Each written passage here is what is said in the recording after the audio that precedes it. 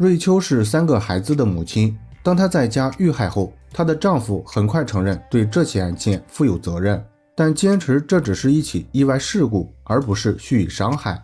为了印证自己的说法，丈夫主动爆料了妻子的秘密，而且还对警方提出的所有疑点做出了合理的解释。那么真相到底是什么？这对夫妻又发生了哪些事情？接下来让我们走进这起案件。大家好，我是大雄。今天分享的案例发生在美国加利福尼亚州卡梅伦公园。该地区位于加州北部的黄金之乡，距离州府萨克拉门托大约30英里，人口约为19000人，隶属于埃尔多拉多县，是个拥有公共机场的航空社区。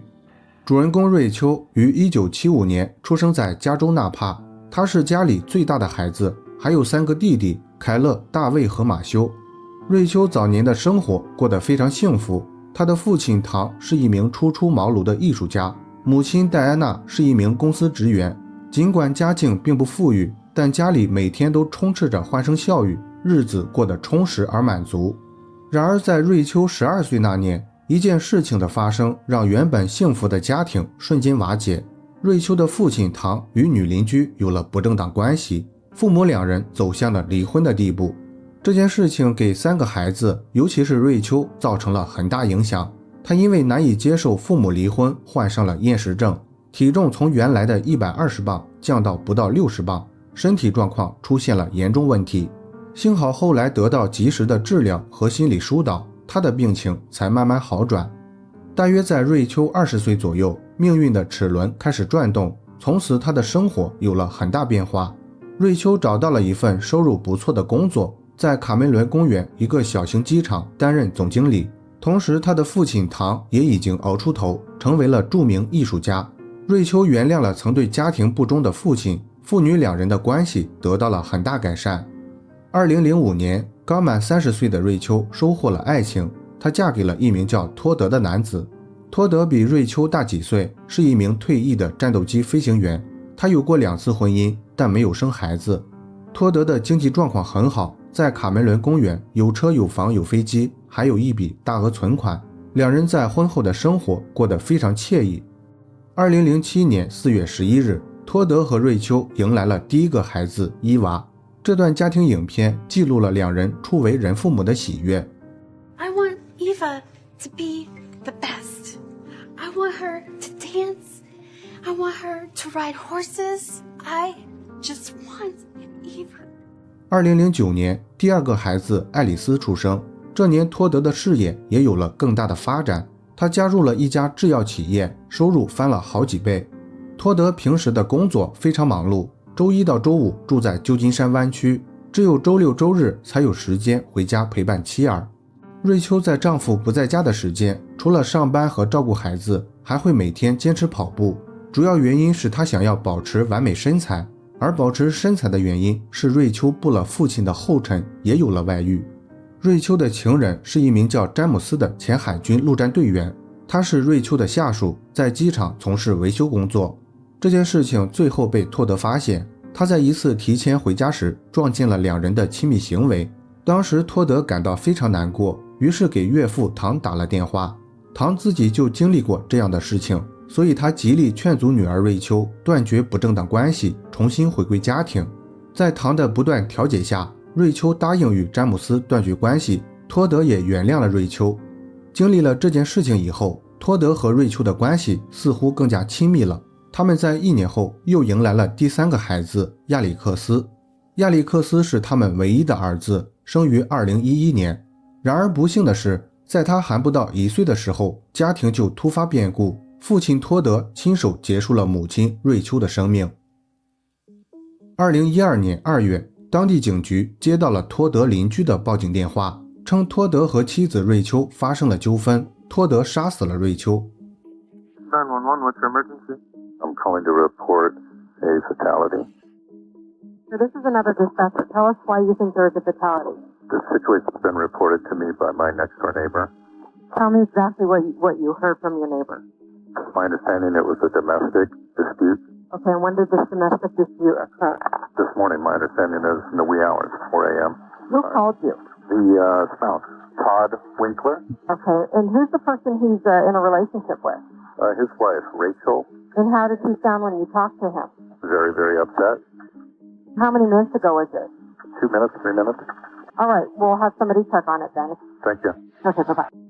接到报警后，警方迅速赶到现场。当时托德手上缠着绷带，正静静地坐在门口的台阶上。警方出于安全考虑，首先控制了托德。Sheriff's office, walk towards me. Walk to me. Stop right there. Turn around. Put your hands on top of your head. Drop down to your knees.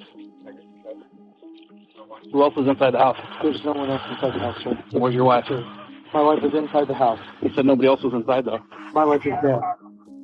托德被暂时关进警车，他向警方解释说，妻子瑞秋使用剪刀攻击了他，他出于自卫失手杀死了瑞秋。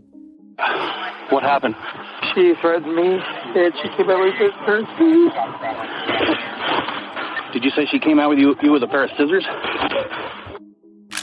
瑞秋被发现时，尸体已经完全僵硬，她倒在了距离婴儿床不远的地方，脸上和脖子位置有多处刺伤痕迹。刺伤瑞秋的武器是一把锋利的剪刀，当时就在她的两腿之间。这一现象首先引起了警方的怀疑，尸体僵硬表明瑞秋已经遇害有一段时间了。如果托德真的失手杀死了瑞秋，正常情况下他应该立即报警，而不是等待好几个小时才报告这一情况。另外，警方还在洗衣房的地上找到了一件沾有血迹的连体婴儿衣，又在壁炉里发现了一些刚刚焚烧后产生的灰烬。警方认为这两样物证非常重要，于是将带有血迹的衣服和燃烧后产生的灰烬一并送到犯罪实验室进行检测。完成这些事情后，警方立即对涉案人托德进行了审问。I guess why don't you tell me why you're here? What happened? So my wife has been having an affair quite a while now. And I'd be down there for work during the week and she'd go back into the arms of James White. You mentioned James White. That's the boyfriend that she's been seeing. And so when I got up this morning to make my drive down to work, I usually leave the house around 4 a.m. So we're sleeping in separate bedrooms now. So I went in the bedroom where she is and crawled into bed next to her. I wanted to resolve. She did not want to resolve. I told Rachel that I was going to fight her on custody, that she said she'd have James White do me in.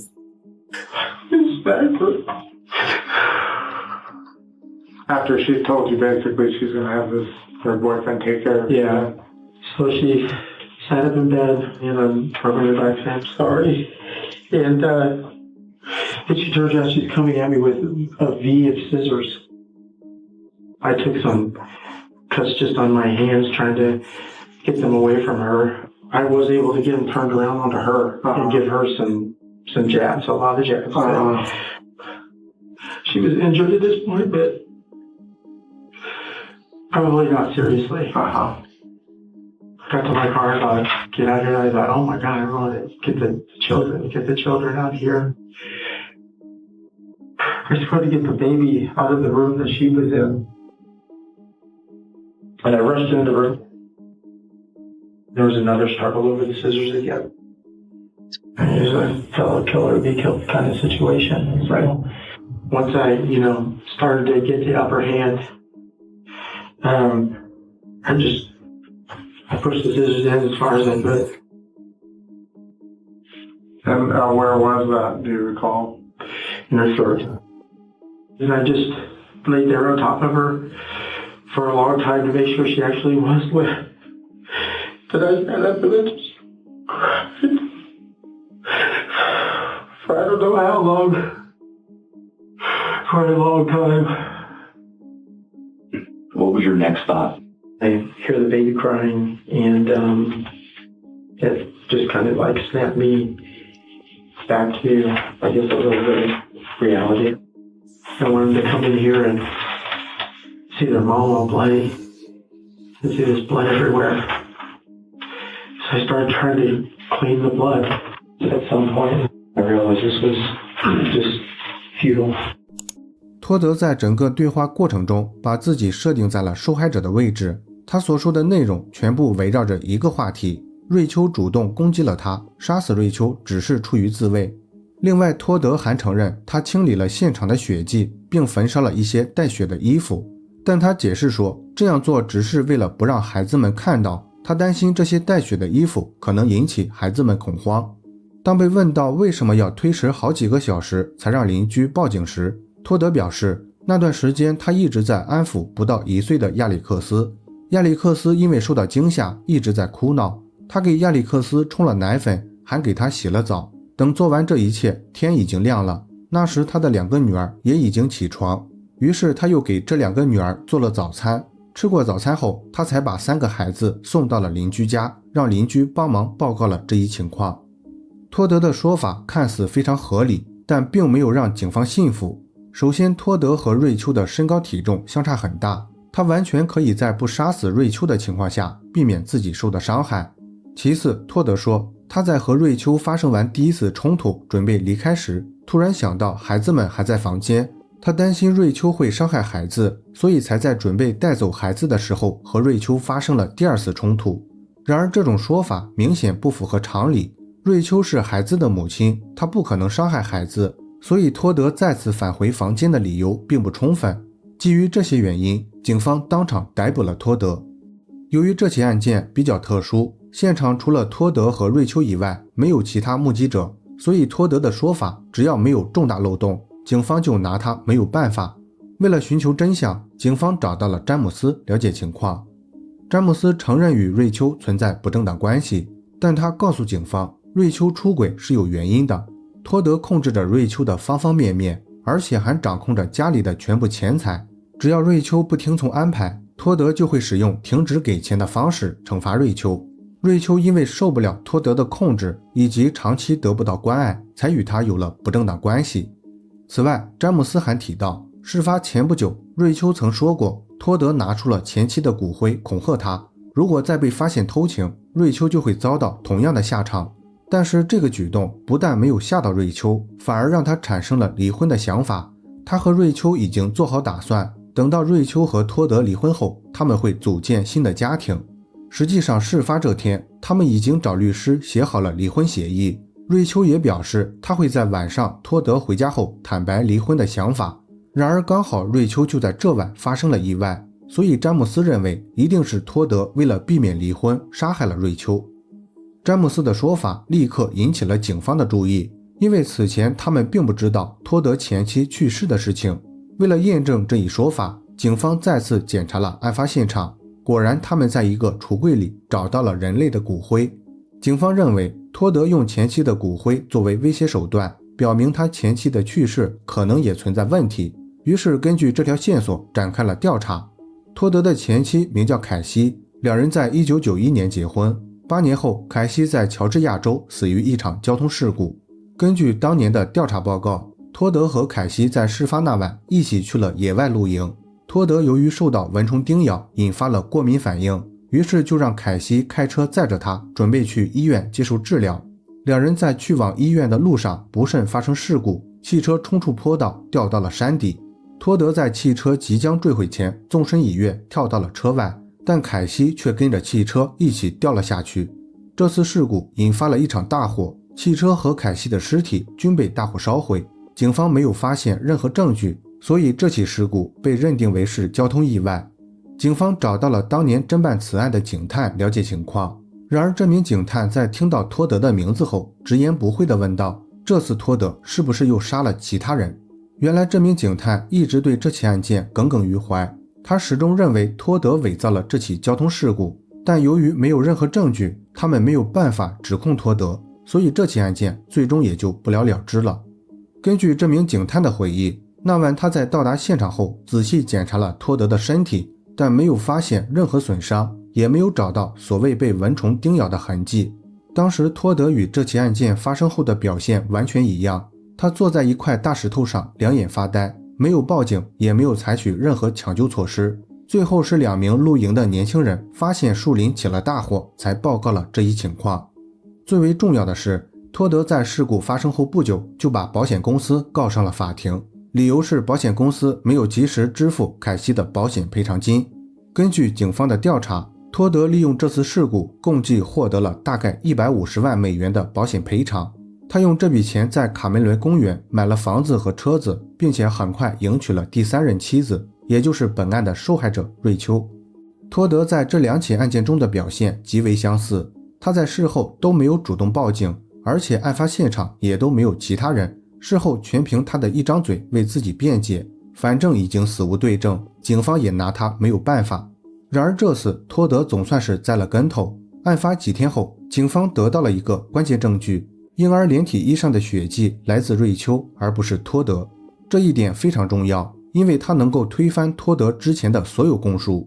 按照托德的说法，他与瑞秋发生完第2次冲突后，抱着亚里克斯去了其他房间喂奶和换衣服，但亚里克斯的衣服上并没有托德的血迹，这表明当时托德根本没有受伤，也就否定了他在反抗时割伤了手指的说法。警方认为真实的情况是，托德在对瑞秋发动完第1次攻击后，认为瑞秋已经死亡，于是他离开卧室去了卫生间清理身上的血迹。当他清理完血迹再次返回卧室后，发现瑞秋不但没有死亡，反而安抚起了哭闹的亚里克斯。托德担心自己的计划败露，随后把亚里克斯从瑞秋的怀里抢走，又对瑞秋发动了第2次攻击。这次他使用了更加粗暴的手法，彻底杀死了瑞秋。作案结束后，托德为了掩饰罪行，用剪刀故意戳伤了双手，假装自己是为了反抗失手杀害了瑞秋。警方认为托德的犯罪动机主要是经济问题，他不想支付离婚后产生的费用，加上早就对瑞秋出轨心生不满，所以就对瑞秋起了杀心。2014年9月23日，案发2年后，本案进入了审判阶段。检方首先引用了托德前妻凯西的事故作为切入点，讲述了这2起案件中存在的共性，然后拿出了婴儿衣上的血迹检测结果，证明这是一起蓄意谋杀，而不是自卫。辩方律师则坚持这是一起自卫导致的事故，并且拿出了托德患有精神病的检测报告，打算为托德开脱。托德也在法庭上用实际行动证明他存在精神问题。You are not samurai! Stop! You do not speak truth! You only want to destroy! You're no Bushido! You're no Bushido! 这起案件的审判持续了将近1个月时间，陪审团最终做出了有罪的裁决。